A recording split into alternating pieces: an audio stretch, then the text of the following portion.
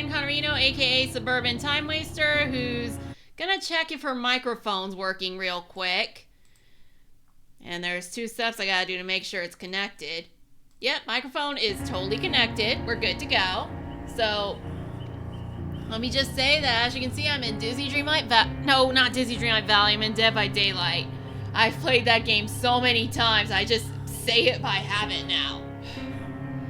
Even though I didn't play it yesterday, that's because the views on my Disney Dreamlight Valley videos, well, they ain't looking too good. Alright, now I was gonna do like a quick match, but, well, the matches can go long or short, and well, I don't have that much time, but thankfully, I just found a new discovery in the tones, so I'm just gonna look at that. Okay, Renjiro Yamaoka. Let's see.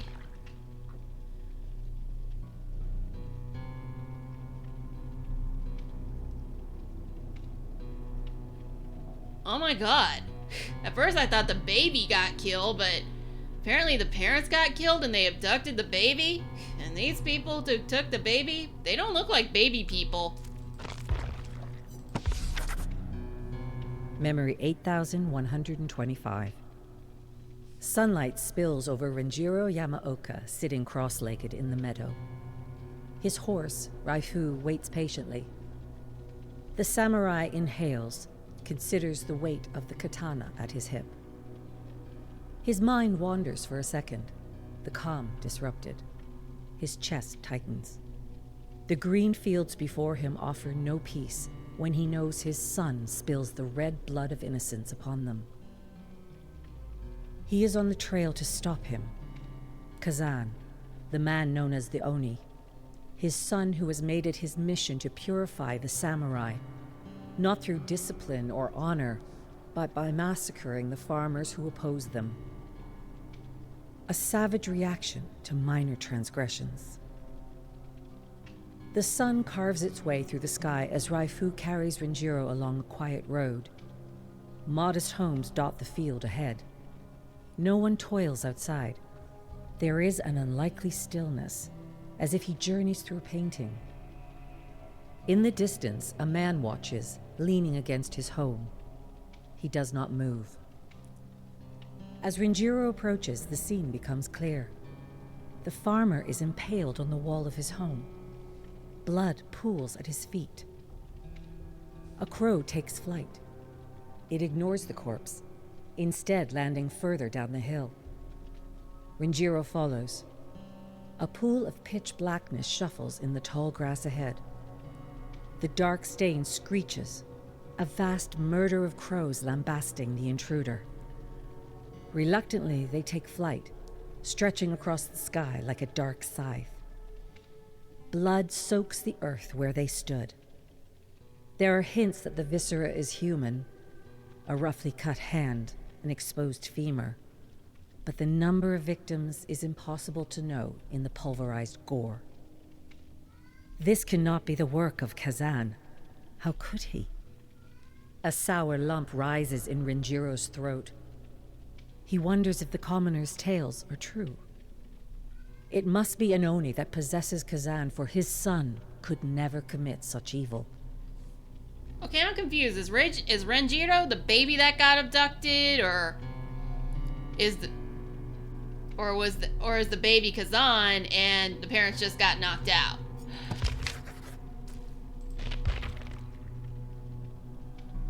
Alright, now we see all the details of the murders he's committed.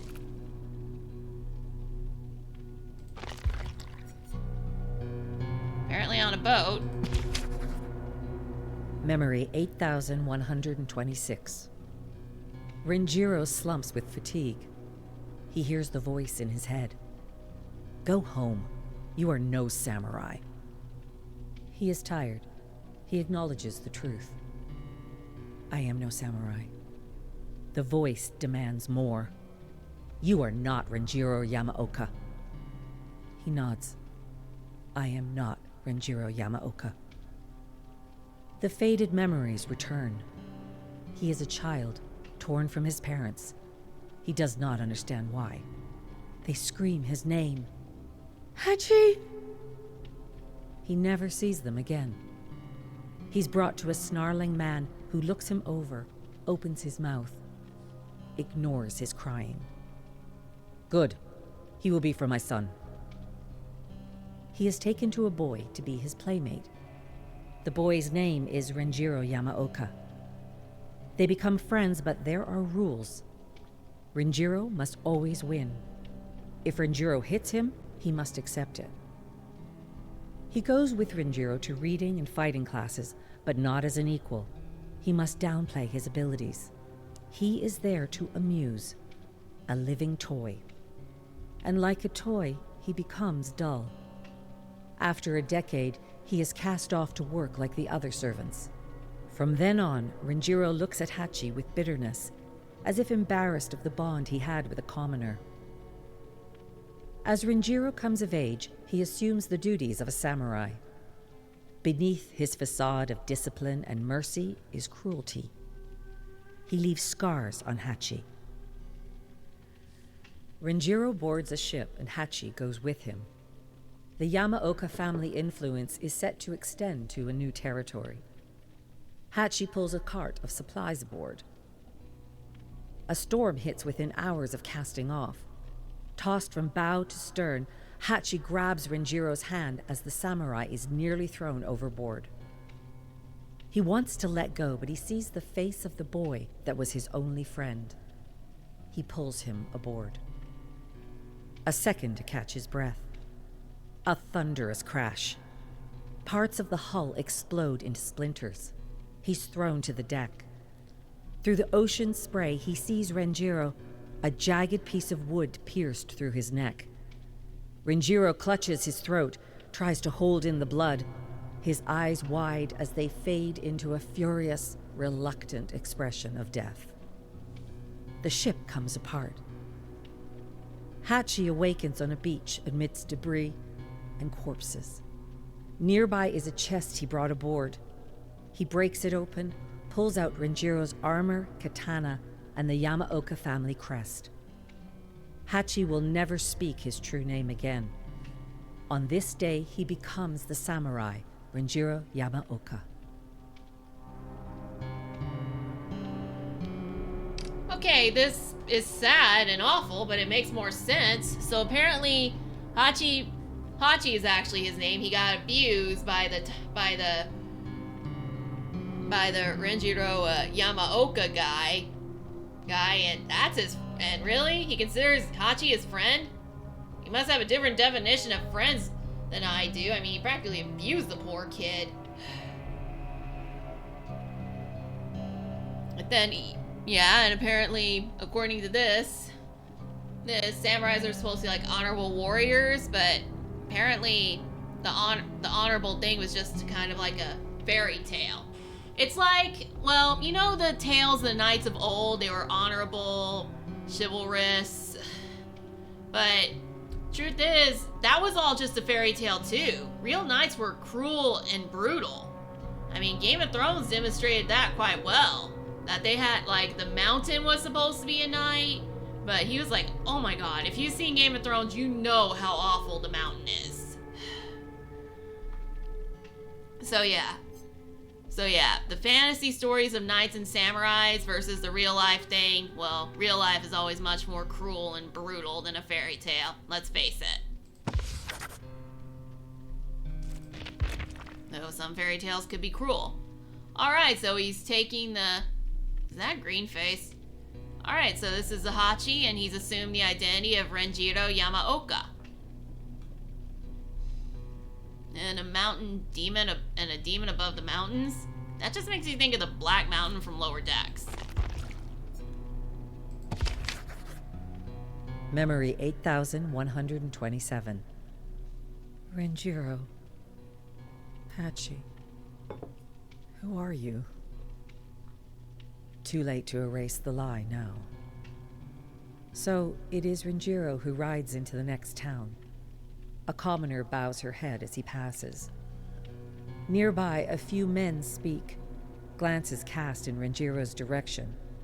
He pretends to ignore them. Muttered words reach his ears. Father to an Oni. Evil blood. Not a real samurai. Yamaoka butchers. Come to kill. Behind him, someone grabs his armor and attempts to pull him from his horse. He moves with the motion, spinning from his mount to land on his feet, a hand to his blade. The sudden fear struck in those around him stokes their anger. Shouted words become waves of indistinguishable sound. They demand answers to questions he cannot hear. A club slams against him. A hand yanks at his mask. Raifu whinnies and runs. Renjiro moves his hand to his sword. No. He cannot act as his son would. He would rather die than let the Yamaoka name drown in shame and blood. A blow from behind pushes him to the ground. Strikes resonate through the armor to his ribs.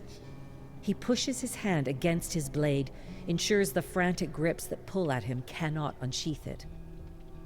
The strikes continue until the crowd's anger is quenched. They walk away, spitting and laughing. He pulls himself from the mud, whistling for Raifu. Nothing. The horse lies at the roadside, his body still. Later, when Renjiro is beyond the sight of others, he will clutch his wounds and grieve. So he has to be strong for the public, and he'll show weakness only and he'll submit to weakness only in private. Oh, come on, I kind of can't blame him. I mean, if you're hurting, it's gotta, it's a human thing to feel pain. But yeah, I still don't get the thing about the son, about him having a son or anything. Kind of, the son thing kind of confuses me a bit. But yeah, here's the painting. It's him apparently slaying someone, and the house is being set on fire.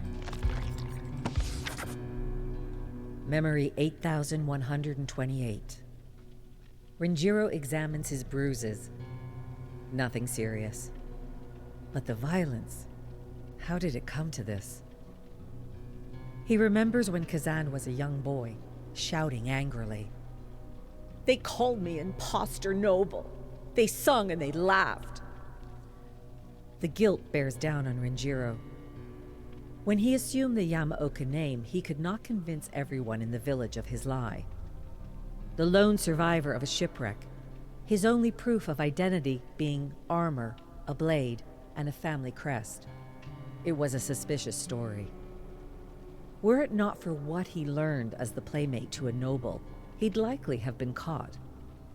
But he was well-spoken, knew how to read, and could fight like a samurai. It dispelled most doubts. Most. The whisperings of an imposter noble would never be fully silenced. It fueled a rage in Kazan. Renjiro tried to teach his son patience and humility. He wonders what else he could have done. I suppose I could have taught him the truth. Yeah, I still don't get this whole son thing. It's kind of just coming in during the story, but I get the gist of it. Apparently, the only doubts that he's Renjiro are in his brain, because everyone else kind of buys it. He could convincingly tell the lie because he had lived as a noble's playmate. And I guess this guy is a character, or a character that got introduced in a expansion that I still haven't bought. But yeah, the story actually fascinates me. Kinda makes me want to buy the expansion, but, well, I'm kinda low on cash at the moment. So, but yeah, that was the story of Renjiro Yamaoka, the Imposter Noble, and I'm afraid that my time wasting has come to an end. I hope you liked this enough to give it a like, and if you want to see more from me, you can subscribe to my channel and hit the little notification bell to stay up to date. Next time I'm in the world of Dead by Daylight, I will actually be doing a match, assuming that there's not more tomes that are opened. You can also follow me on one of my other social media accounts that you'll find in the summary. And I just posted Death Note fanfic, which I called The Price of Freedom. And it's on Archive of Our Own. I hope you check it out.